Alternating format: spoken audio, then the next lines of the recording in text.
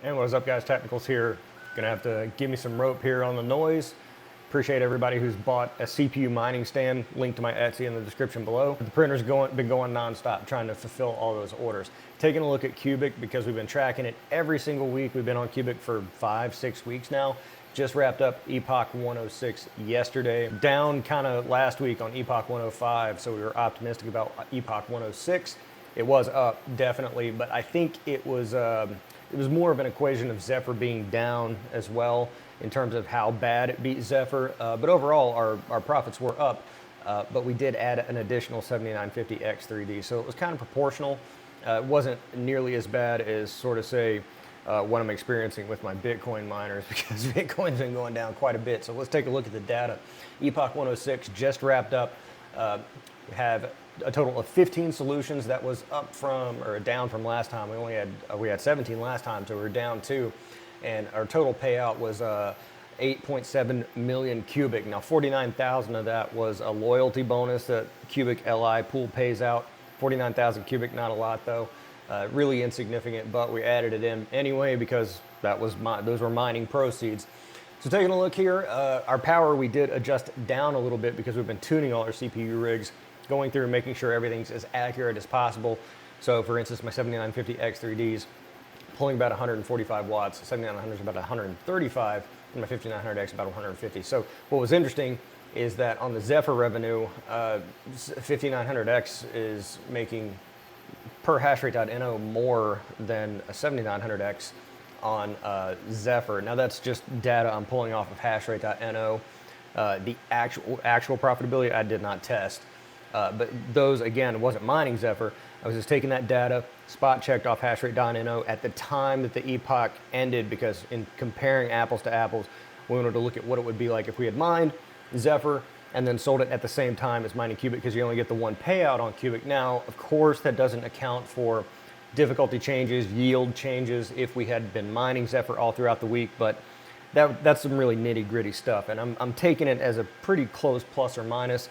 If you've got a better methodology on how to sort of calculate that in an easy sort of way, let me know in the comments below. But either way, it's not going to make up for the disparity that we experienced between what ZEPH's theoretical earnings would have been versus Qubic's actual earnings. So take a look at Qubic, our total ITs per week, really close. And I'm finding that in this epoch, our ITs total went down proportionally because they changed some stuff around. You can head over to the Discord and see what they did there. But the ITs really close on the 7950 X3D versus the 7900s, and I find that the 7950 X3Ds actually run better or the same if I'm running them on the 7900/5900s flight sheet, which is only using the 24 threads. So as a percentage of the total amount of ITs, we take the revenue per day, we're backing it up from what we actually got paid out, and then determining what our per day profit is, our per week profit, etc. Profit per week, we back out all our costs, and our total that we would have taken in with ZEPH, about just under $19 would we have been mining ZEPH, and our total revenue that we took in for Qubic, again, at the time that I took this spot check, which was yesterday afternoon, came out to a revenue of just under $40.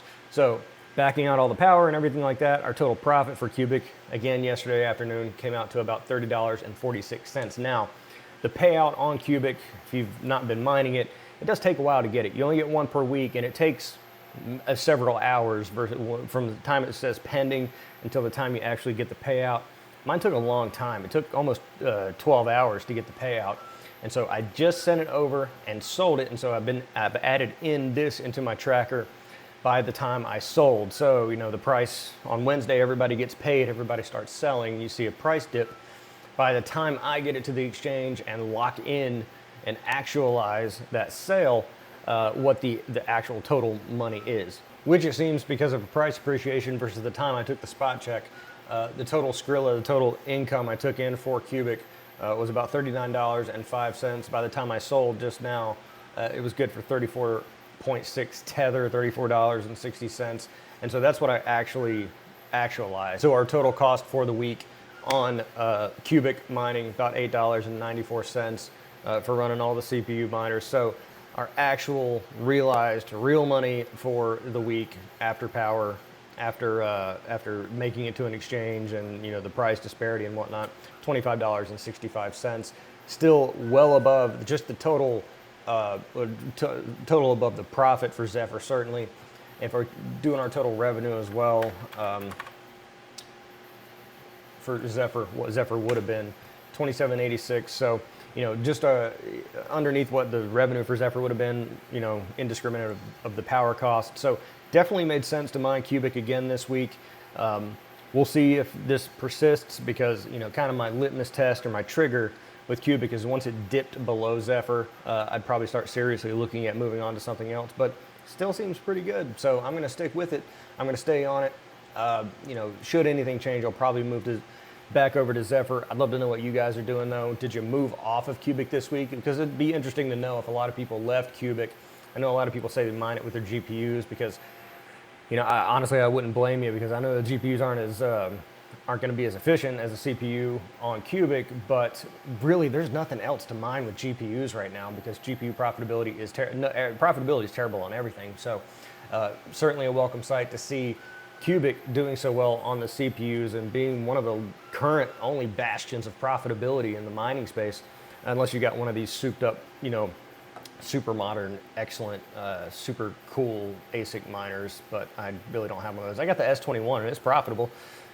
Even my S19J Pros are barely not profitable, so I guess that's a good thing. But anyway, I'd love to know what you're doing in the comments below. Be sure to like this video. If you like the status updates on Qubic, again, let me know in the comments below. Otherwise, I'm TheTechnicals. See you next time.